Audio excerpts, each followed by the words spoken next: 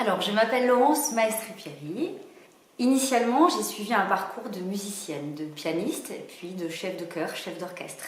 La vie, les rencontres ont fait que je me suis passionnée pour l'enseignement, plus précisément l'enseignement de la prise de parole en public. Voilà, cette envie de transmettre, ce plaisir de s'exprimer devant du monde et de partager ses convictions.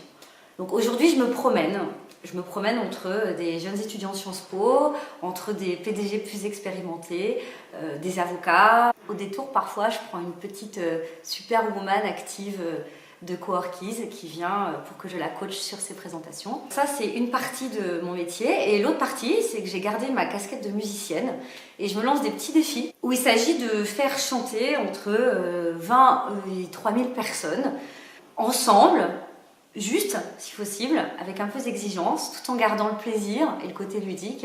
Et l'objectif, c'est d'atteindre un beau résultat en 30-40 minutes. Et ça me plaît bien. Il me semble que je suis passionnée. Enfin, il me semble pas, j'en suis sûre. Je suis passionnée par tout. Par la vie, par les humains, par la musique, par la nature, par la transmission, par la pédagogie, par tout ce qui peut faire pétiller. Je suis épicurienne. J'ai une devise, c'est maintenant ou jamais. Voilà, ça c'est ma vie depuis toujours. C'est maintenant, il faut le faire tout de suite ou jamais. Et puis la troisième chose qui prend une grosse partie de ma tête, c'est une grosse partie de mon cerveau, c'est que je suis maman. Maman de 3 petits garçons qui occupent beaucoup de temps dans ma vie et c'est un vrai bonheur. Alors l'anxiété se maîtrise, il me semble, par 2 points qui sont totalement interdépendants. Le premier, il est plutôt physiologique, c'est la connaissance de son corps en tant qu'outil et la gestion de la respiration basse, la bonne respiration.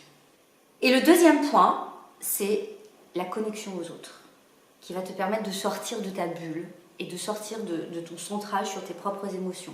Donc tu rentres en connexion aux autres, tu rentres dans un mode d'écoute, et là, tu te mets en mode partage, en mode je vais faire adhérer et je viens avec vous pour vous amener dans mon histoire. Et à partir de là, tu sors de ta bulle, tu es plus centré sur tes propres émotions et ça devient un plaisir.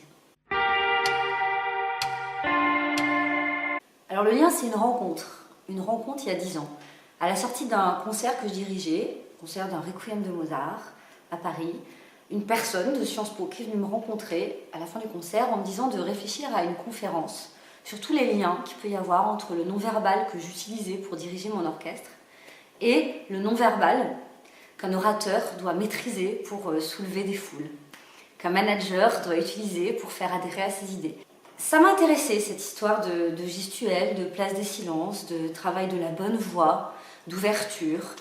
Donc j'ai creusé et je suis rentrée à Sciences Po pour me former. J'ai participé à un groupe de travail sur le sujet et puis après j'ai encore plus creusé en essayant d'aller voir d'autres approches pédagogiques sur le sujet. Tant qu'il y a du chocolat, ça me va. C'est ma faille. En 2018, mon objectif, c'est Rio. Rio, pourquoi? Parce que la musique, la danse, la joie de vivre, l'énergie débordante, l'ambiance métissée et l'optimisme aussi. L'optimisme qu'on peut ressentir, j'ai l'impression. Alors ça reste un fantasme, mais je compte bien prendre mes billets dans la semaine pour exécuter ce fantasme avant fin 2018. Daniel Barenboim, c'est un pianiste et chef d'orchestre israélien qui est extrêmement talentueux. Et il a une devise, et sa devise c'est « La musique doit l'emporter sur la politique ». Et pour ça, il a créé un jeune orchestre avec des jeunes Israéliens et des jeunes Palestiniens. Et il fait marcher tout ça très bien ensemble. Et c'est un franc succès. Et moi, mon rêve, c'est de le rencontrer pour savoir comment il a réussi à relever ce défi qui est quand même assez puissant au vu de ce contexte qui est quand même un petit peu délicat.